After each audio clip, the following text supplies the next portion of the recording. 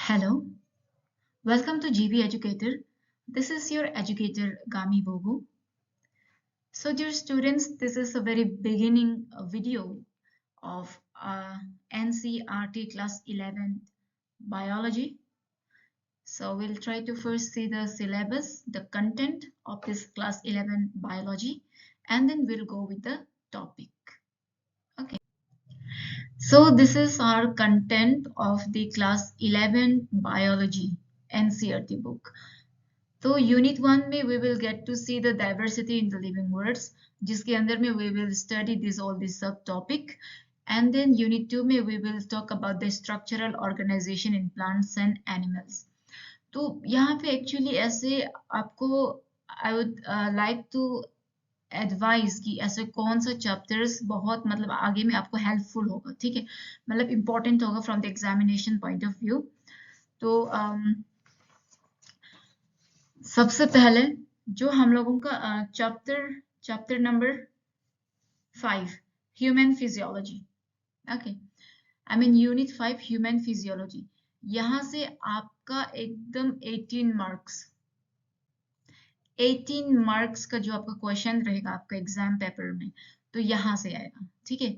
Highest mark बोल सकते हैं, मतलब मार्क डिस्ट्रीब्यूशन किया गया है ना यूनिट वाइज में.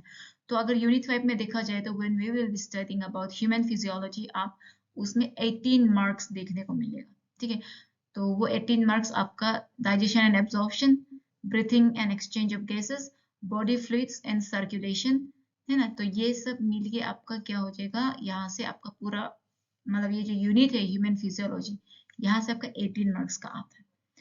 उसके बाद रहता है आपका this one cell structure and functions. यहाँ से आपका 15 मार्क्स का आ रहा है, ठीक है. और यहाँ पे दूसरा important chapter is your diversity in the living world, और यहाँ पे भी आपका 15 मार्क्स का आ रहा है. तो देख लीजिए यहाँ पे 30 मार्क्स हो गया, 30 40 48 मार्क्स कवर है ना. टोटल मार्क्स कितना होता है थ्योरी में, so when we talk about science theory mark is about 70 marks होता है ना. तो 70 मार्क्स में से 48 मार्क्स हो गया, ठीक है. उसके बाद बचा क्या है 2 यूनिट्स. तो यहाँ पे एक मार्क्स डिस्ट्रीब्यूशन होता है प्लांट फिजियोलॉजी में. देखिए यहाँ पे प्लांट फिजियोलॉजी में when we talk about there is a distribution of 12 mark, ठीक है. तो plant physiology is important, your human physiology is also important, diversity in living world, मतलब ये सब important है. यहाँ से आपको मतलब थोड़ा selective study करना पड़ेगा थोड़ा, you know, like compared to class 12 your class 11 syllabus is little bit vast, ठीक है. तो इसीलिए आपको थोड़ा smart study भी करना होगा, and some of the topics are being deleted you know in the your chapters, ठीक है. तो उसको जैसे जैसे टॉपिक चलता है ना, विल डिस्कस इन दैट कौन सा टॉपिक डिलीट होता है. एंड देन बचा जो 10 मार्क्स है, यहाँ पे आपका structural organisation in plants and animals, यहाँ से आपका 10 मार्क्स का क्वेश्चन होता है, ठीक है. तो देन 70 मार्क्स 15 15 30 40 50 60 8 + 2 70 ना, 70 मार्क्स. और बाकी जो 30 मार्क्स है वो आपका प्रैक्टिकल से होके आएगा. So today will discuss about chapter number 1, that is the living world ना. द लिविंग वर्ल्ड मतलब छोटा सा चैप्टर है. आपको यहाँ पे मतलब छोटा टर्म्स आपको देखने को मिलेगा, आपको एग्जाम में पूछा जा सकता है. इवन इफ आने वाला कल को if you are going to prepare for the NEET examination like ना, तो आप उसमें this video will be helpful for you.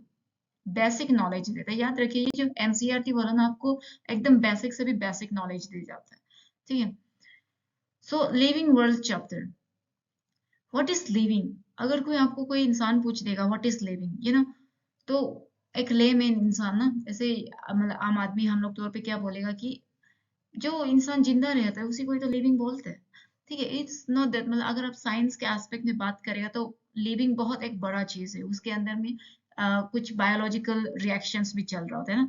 तो वो सब क्या है, लिविंग का कैरेक्टरिस्टिक क्या है, will try to see in the slide.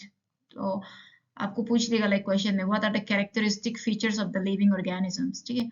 तो आपको उसका आंसर ये स्लाइड्स में देखने को मिल जाएगा. growth, reproduction, ability to sense environment and mount a suitable response come to our mind immediately as unique features of living organisms, है ना। तो यूनिक फीचर्स क्या है एक लिविंग ऑर्गेनिजम्स का, वो ग्रो कर सकता है ना। उसके बाद रिप्रोड्यूस कर सकता है एंड अपना जो एनवायरनमेंट है उसको सेंस कर सकता है, ठीक है। So this all are some of the unique features of living organisms. तो सबसे पहले देखिए, ऑल लिविंग ऑर्गेनिजम्स ग्रो, है ना। वो मास में इंक्रीज हो सकता है एंड देन नंबर में इंक्रीज हो सकता है। तो ये जो दोनों है, increase in mass and increase in number of individual, ये एक ग्रोथ का ट्विन कैरेक्टरिस्टिक्स होता है। तो एमसीक्यू में इनकेस पूछ देगा या फिर वन वर्ड आंसर में what are the twin characteristic of growth, then you have to remember कि आपका जो ऑर्गेनिज्म होता है लिविंग ऑर्गेनिज्म, वो मास में भी ग्रो करता है ना, मतलब वेट ये सब में भी ग्रो करते हैं, कभी दुबला कभी पतला ना, वेट इंक्रीज डिक्रीज, मास में भी ग्रो करते हैं, इंक्रीज इन नंबर, आपका सेल का नंबर भी इंक्रीज हो जाता है, ठीक है। तो ऐसे करके कुछ लिविंग ऑर्गेनिजम्स जो है ग्रो करते हैं। फिर जो मल्टी सेलुलर ऑर्गेनिजम्स की जब हम लोग बात करते हैं, उन लोग सेल डिवीजन के थ्रू ग्रो करता है, यानी एक सेल जो है डिवाइड होते जाएगा, divide one cell will divide and then it will give rise to two cell, फिर ये टू सेल जो है फिर फर्दर डिवाइड करके मतलब इंक्रीज हो रहा है ना। तो सेल डिवीजन के थ्रू मल्टी सेलुलर जो ऑर्गेनिजम्स होते हैं उन लोग ग्रो करते हैं। जैसे कि जब हम लोग प्लांट की बात करते हैं, उसमें जो सेल डिवीजन जो पाया गया है वो कंटिन्यूअसली, मतलब उन लोगों का life span through out their life span वो कंटिन्यूस होता है उन लोगों का जो सेल डिवीजन होते हैं, ठीक है। लेकिन जब हम लोग ह्यूमन एनिमल की बात करते हैं, जैसे कि हम ह्यूमन के बारे में भी समझो, तो जो ग्रोथ होता है वो कुछ सर्टेन एज तक ही सीमित रहता है ना। मतलब आफ्टर कुछ certain ages like suppose 26 age, ये भी ज्यादा हो गया, लाइक सपोज 24 एज तक आपका ग्रोथ मतलब रहेगा, उसके बाद यू वोंट ग्रो ना। आपका मेंटली ग्रो हो सकता है लेकिन आपका जो इनर जो हाइट वगैरह लोग जो है ग्रो नहीं कर जाता है, ठीक है। We have some limits, certain limits ना, गच्छी लुक के जैसा ऊपर मतलब नहीं जा सकते, तो ठीक है। तो वो है। एंड देन जो लिविंग ऑर्गेनिजम्स है उसका दूसरा कैरेक्टरिस्टिक है दैट इज योर रिप्रोडक्शन, है ना। जो भी कोई लिविंग ऑर्गेनिजम्स होता है वो रिप्रोड्यूस कर सकता है।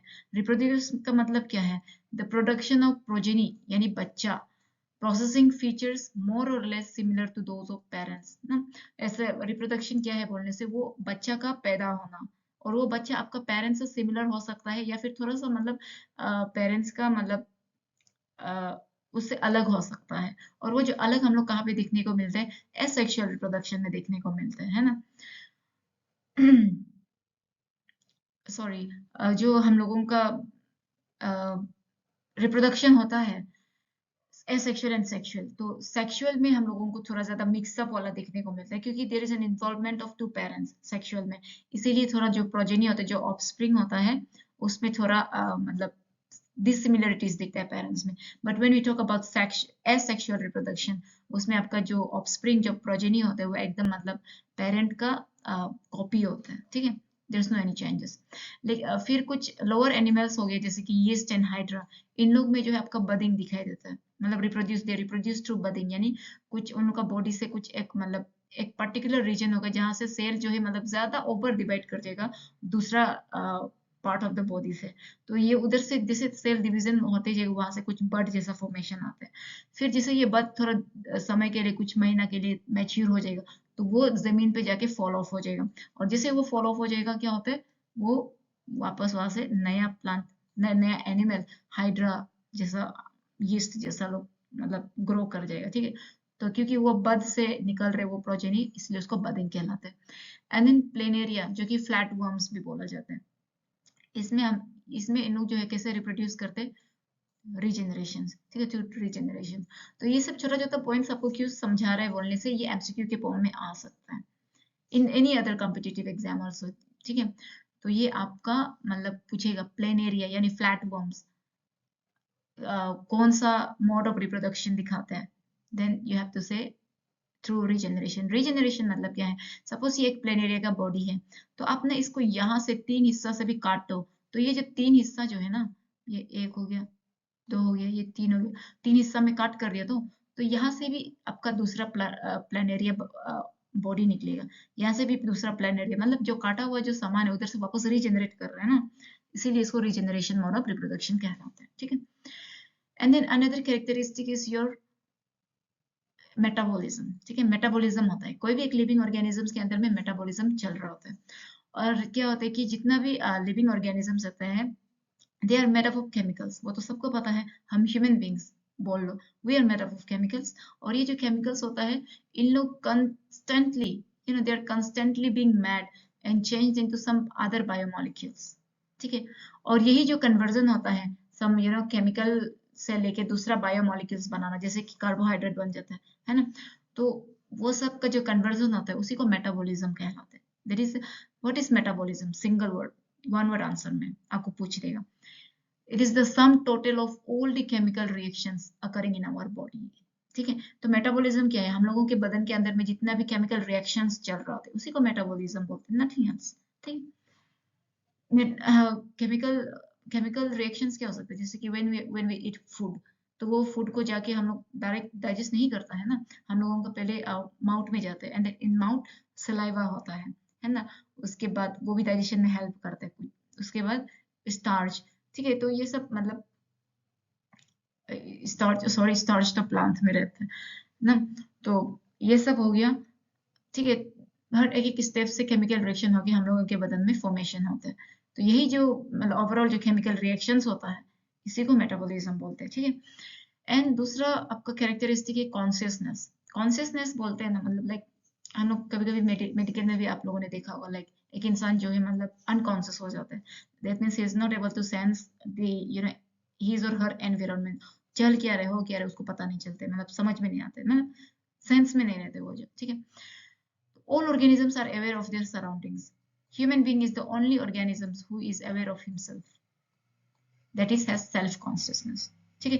तो सेल्फ कॉन्शियसनेस मतलब हर ऑर्गेनिजम्स जो है अपना एनवायरनमेंट अपना सराउंडिंग को लेके मतलब अवेयर रहता है ना, लाइक कुछ इवन लाइक एनिमल्स लोग भी तो, डॉग लोग भी तो लाइक मतलब कुछ कोई मेहमान आ रहे बोलने से डॉगी दे विल बार्क ना, सेंस कर लेते हैं उन लोग जो है ना, उन लोग भौंकेगा। एंड देन कुछ ह्यूमन बींग्स और फिर से जो हमारा जो ह्यूमन बींग्स होता है, we are the only organism जो खुद के अंदर में सेल्फ कॉन्शियसनेस होता है, मतलब लाइक हमको ये हो रहा है, अच्छा हमको मतलब कोई अभी किसी से पीछे से मतलब बुलाया है, अच्छा तो मतलब लाइक ऐसे मतलब काइंड ऑफ ना एक सेल्फ कॉन्शियसनेस, ठीक है, वो इंसान के पास में होता है, और यानी एक लिविंग ऑर्गेनिज्म का एक कैरेक्टरिस्टिक है, ठीक है। तो कितना कैरेक्टरिस्टिक बताएं, 1 2 3 4, these are the very important topic. अगर आपको पूछेगा what are the characteristics of living organism, तो आप ये 4 को सुंदर से इलाबोरेट करके लिख दीजिएगा, ठीक है। Now diversity in the living world, मतलब लिविंग वर्ल्ड में भी तो बहुत अलग अलग तरह का मतलब ऑर्गेनिजम्स सरवाइव करेगा ना, तो दैट इज योर डाइवर्सिटी, मतलब diverse in the living world ना, लिविंग ऑर्गेनिजम्स का डाइवर्सिटी। तो यही पे एक टर्म आता है बायोडाइवर्सिटी। बायोडाइवर्सिटी क्या है बोलने से, it refers to the number and types of organisms present on earth ना। अर्थ में बहुत सारे ऑर्गेनिजम्स रहते हैं और बहुत अलग अलग तरह का रहते हैं, और बहुत कोई कम पॉपुलेशन में रहता है, कोई ज्यादा पॉपुलेशन में रहता है, ठीक है। So this number and types of organisms which are present on earth, इसी को हम लोग बायोडाइवर्सिटी कहलाता है, ठीक है। There is a need to standardize the naming of living organisms such that a particular organism is known by a same name all over the world, और यही जो प्रोसेस है इसी को नोमेनक्लेचर कहलाता है। मतलब यहाँ पे क्या होता है कि बहुत सारा, क्योंकि बहुत सारा ऑर्गेनिजम्स हो गया तो हर कोई मतलब उसका नाम को मतलब नहीं पता होगा, है ना। तो साइंटिस्ट लोगों ने क्या किया है कि मतलब in order to understand the name of a particular species, उन लोगों ने एक स्टैंडर्ड मेथड आजमाया है जिसको नोमेनक्लेचर कहलाता है, ठीक है। तो ये जो नोमेनक्लेचर क्या है, इट इज नेम, ये एक नेमिंग प्रोसेस है लिविंग ऑर्गेनिजम्स को, मतलब एक पर्टिकुलर ऑर्गेनिज्म को नाम देने का एक स्टैंडर्डाइज रूल है, काइंड ऑफ प्रोसेस है, ठीक है। और ये जो नोमेनक्लेचर है ये तभी पॉसिबल होगा when the organism is described correctly and we know to what organism the name is attached to. This is identification, ठीक है। तो यहाँ पे देखो दो टर्म हो गया, व्हाट इज नोमेनक्लेचर, ये तो नाम देना है ना, नेमिंग, ठीक है, नेमिंग ए पर्टिकुलर ऑर्गेनिज्म। लेकिन आइडेंटिफिकेशन, अरे नेमिंग हम लोग तब कर पाएगा ना when we can identify the organisms, मतलब ऑर्गेनिज्म का मतलब कान कैसे दिखता है, मतलब कान है कि नहीं है, उन लोगों का नाक कैसे दिखता है, उन लोगों का how many legs they have, how many hands they have, ठीक है, is there any hairs in their body, ठीक है। तो ऐसा करके आइडेंटिफाई करता है पहले एंड देन नेमिंग देता है, ठीक है। तो वो है, जैसे कि फॉर एग्जाम्पल वही तो है, जिसका 4 पैर होगा, 4 legs, that is your animal, है ना। तो ऐसा करके आपका आइडेंटिफिकेशन होता है, फिर बाद में जाके नॉमेनक्लेचर होता है। फॉर प्लांट्स, तो इसी में एक प्लांट्स के लिए होता है और एक एनिमल के लिए होता है। जो प्लांट्स को नेमिंग देते हैं, ठीक है, तो इंटरनेशनल बेसिस में, मतलब सब दुनिया को पता चलने की, एक ही प्लांट को मतलब ऑल ओवर द वर्ल्ड वही नाम से जानेगा, that is your scientific name. तो प्लांट्स को जो साइंटिफिक नेम देते हैं, that is your international code for botanical nomenclature. और एनिमल एस्पेक्ट्स में जब बोलते हैं, मतलब एनिमल, जिस एनिमल को साइंटिफिक नेम देगा, ठीक है, तो उसको कौन देता है, international code of zoological nomenclature, ठीक है। तो ये जो ICBN जो आप लोग देख रहे हैं ना, ICZN, इन लोगों का फुल फॉर्म कभी पूछ देते हैं, ठीक है। तो ये एब्रिविएशन आपको दे रखेगा क्वेश्चन में, आपको then you have to just you know choose the correct option. इन लोगों का मतलब फुल फॉर्म दिया रहेगा, तो आपको बताना होगा। तो इसमें कई बार मतलब हम लोग क्या होते हैं कि कई बार मतलब कंफ्यूज रह जाते हैं, तो इसको ध्यान देना है। International code for botanical nomenclature, and दूसरा हो गया आपका international code for zoological nomenclature. Then चलो, तो वही है जो हम लोग साइंटिफिक नेम का बात कर रहा था, we were talking about scientific name. This scientific name has 2 components, ठीक है, उसके पास 2 कंपोनेंट्स रहते हैं। एक होता है generic name and the other is specific epithet, and this system of providing a name with 2 components is called binomial nomenclature। और ये जो बायोनॉमियल नॉमेनक्लेचर है, इसको सबसे पहले किसने दिया था, कैरोलस लिनियस ने दिया था। Important, again another important, binomial nomenclature को किसने दिया था, you have to understand it's your Carolus Linnaeus, ठीक है, वेरी फेमस। मतलब बायोलॉजी में आपका लिनियस का तो होना ही है, specially when you talk about the plant kingdom. आने वाला चैप्टर में भी हम लोग पढ़ेगा ये बायोलॉजिकल क्लासिफिकेशन में, है ना। तो कैरोलस लिनियस का बहुत बड़ा योगदान है प्लांट किंगडम में स्पेशली, ठीक है।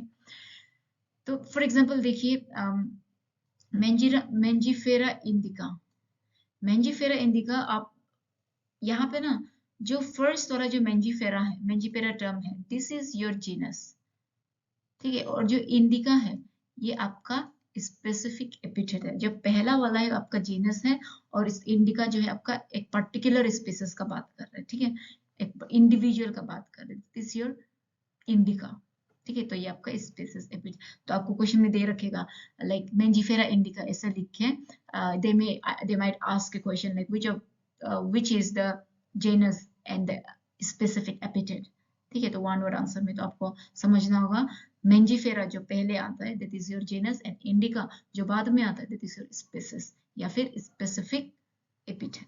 डन। तो ये कुछ रूल्स है you know for naming a organism, ठीक है। तो आपको पूछ देगा what is a nomenclature and what are the rules for naming an living organism. तो सबसे पहले आपको ये जो जितना भी पॉइंट्स दे रखा है इसको समझना होगा, ठीक है। और आपको पूछ भी देगा 5 मार्क्स के लिए, ठीक है। So this are the questions which might come in your exam. तो सबसे पहले यूनिवर्सल रूल्स ऑफ नॉमेनक्लेचर देने के लिए सबसे पहला नंबर, जो बायोलॉजिकल नेम्स जो होता है ना, they are generally written in Latin and generally in Latin and written in italics, sorry। तो जो भी बायोलॉजिकल नेम्स होता है वो उन लोग ज्यादातर जो है लैटिन वर्ड्स होता है, ठीक है, लैटिन वर्ड्स होते हैं, लैटिन ओरिजिनेटेड होता है, और उसको इटैलिक का फॉर्म में लिखा जाता है, ठीक है। इटैलिक के थोड़ा ऐसा टेढ़ा हो गया ना, इटैलिक के फॉर्म में लिखा जाता है। एंड जो फर्स्ट वर्ड होता है in the biological name, it represents the genus, जिसमें अभी हम लोग ने देखा था मेंजीफेरा इंडिका में। व्हाइल जो सेकंड कंपोनेंट होता है it denotes the specific epithet, ठीक है। यानी आपको साइंटिफिक नेम में एक जेनस होना पड़ेगा एंड दूसरा स्पेसिफिक एपिथेट तो होना ही पड़ेगा। And both this biological name when hand written, ध्यान में रखिए, आप जब हैंड रिटन करते हैं यानी आप तब एग्जाम में कॉपी पेन से लिखेगा ना, ठीक है, तो उसमें आपको क्या करना पड़ेगा, सेपरेटली अंडरलाइन करना पड़ेगा साइंटिफिक नेम को। सपोज फॉर एग्जांपल आप इसको मेंजीफेरा इंडिका को लिख दिया, ठीक है, तो मेंजीफेरा इंडिका को लिखने के बाद आप ऐसे नहीं छोड़ना, you have to underline separately, ठीक है, ऐसे अंडरलाइन करना पड़ेगा, ऐसे अब सेपरेटली अंडरलाइन करना पड़ेगा, और printed in italics to indicate their Latin origin. ठीक है, हैंड रिटन करते समय you have to underline separately, but when you will type in a computer laptop and you print, तो उसमें आपको इटैलिक का फॉर्म में लिखना पड़ेगा and you don't have to underline, ठीक है। And the first word denoting the genus starts with capital, very very important, capital letter से स्टार्ट होता है जेनस, लेकिन जो आपका स्पेसिफिक एपिथेट से it starts with small letter. ये देखो रूल्स है, ठीक है, ऐसे ही नहीं लिखा है, ये रूल्स है। And the name of the author appears after the specific epithet and is written in the abbreviated form, जैसे कि Mangifera indica lean, ये जो lean ये ना abbreviated form में बोला तो लाइक मतलब राइट ऑथर का फुल नेम नहीं होगा, उसका एब्रिविएशन होगा, है ना। और ये इंडिकेट करता है कि मतलब लीन इंडिकेट करता है कि ये जो स्पीसीज है Mangifera indica, this was first describe by the Linus, Linus ने सबसे पहले इसका खोज किया था, इसीलिए लिनस को क्रेडिट दिया जाता है ना। अच्छा, Mangifera indica जो हम लोग कर रखे हैं, what is this? This is your scientific name for the mango, ठीक है, मैंगो Mangifera indica। जो मैंगो है वो Mangifera जीनस से बिलोंग करता है एंड जो इंडिका है वो आपका एक स्पीसीज है, मैंगो का स्पीसीज है, ठीक है। तो यहाँ पे देखिए नियरली क्या होता है कि बहुत सारा ऑर्गेनिजम्स होता है, लिविंग ऑर्गेनिजम्स होता है ना अर्थ में, तो हर एक कोई को मतलब स्टडी करना मुश्किल रहता है, तो इसीलिए एक प्रोसेस आजमाया है उन लोगों ने, साइंटिस्ट वालों ने, दैट इज योर क्लासिफिकेशन, है ना। मतलब यहाँ पे क्या होता है कि the classification is the process by which anything is grouped ना, कुछ चीज को ग्रुप किया गया है into convenient categories based on some easily observable characters, ठीक है, कुछ इजीली ऑब्जर्वेबल कैरेक्टर्स, जैसे कि हम लोग बोलेगा अच्छा ये तो आलू है, आलू को इस तरफ रखेगा, फिर अच्छा ये तो प्याज है, इस तरफ ना क्लासिफाई कर रहा है। तो अगर एक प्याज हम लोग देखेगा तो वो प्याज को सिर्फ स्टडी करेगा ना, और बाकी जो प्याज जैसा जो अपीयरेंस देता है, स्केली लीव्स, है ना, तो उसको मतलब हम लोग फर्दर स्टडी करें जरूरी नहीं है, बिकॉज वी ऑलरेडी नो कि बाय अपीयरेंस ना कि वो प्याज है। तो ऐसा करके क्लासिफिकेशन मतलब कन्वीनियंट वे में, for example we easily recognise groups such as plants और एनिमल्स और डॉग्स, कैट्स और इंसेक्ट्स। एग्जाम्पल क्लासिफिकेशन का आसानी से हम लोग क्लासिफाई कर सकते हैं बाय ऑब्जर्विंग देयर कैरेक्टर्स ना, आउटर अपीयरेंस। फिर वहीं पे है देखिए, if you talk about wheat, the picture is wheat plant है ना, wheat की बात करें तो wheat प्लांट ही दिखेगा एंड नॉट की मतलब कुछ अदर प्लांट राइस का दिखा देगा, wheat and rice is different species, ठीक है। these are the convenient categories we use to study organisms, और ये जो साइंटिफिक टर्म होता है फॉर ईच कैटेगरीज, इसको हम लोग टेक्सा बोलते हैं। ठीक है, now another question arises, what is taxa, one word answer या फिर एमसीक्यू में, तो आपको ध्यान में रखना है ये जो एक कैटेगरीज होते हैं ना, व्हीट मतलब राइस का भी अलग अलग वेराइटीज है, तो बासमती राइस है ना, अपना लोकल राइस, पासीघाट राइस, क्या क्या चावल बोलते हैं, ठीक है। तो राइस खुद में ही एक कैटेगरी है, प्लांट्स खुद में ही एक कैटेगरी है एंड एनिमल्स खुद में ही एक अनदर कैटेगरी है। सो ये जो साइंटिफिक टर्म होता है इन कैटेगरीज के लिए, दैट इज योर टेक्सा, ठीक है। और ये जो टेक्सा होता है indicates categories at very different levels ना, जैसे कि वही बोला है प्लांट्स एक टेक्सा है, व्हीट भी एक टेक्सा है ना, एंड देन सिमिलरली आपके एनिमल्स, मैमल्स, डॉग्स, ये सब आपका एक टेक्सा है, ठीक है। डॉग भी तो अलग अलग ब्रीड का डॉग होता है ना, ठीक है, अलग अलग कैटेगरीज का डॉग होते हैं, तो दैट इज योर टेक्सा ना।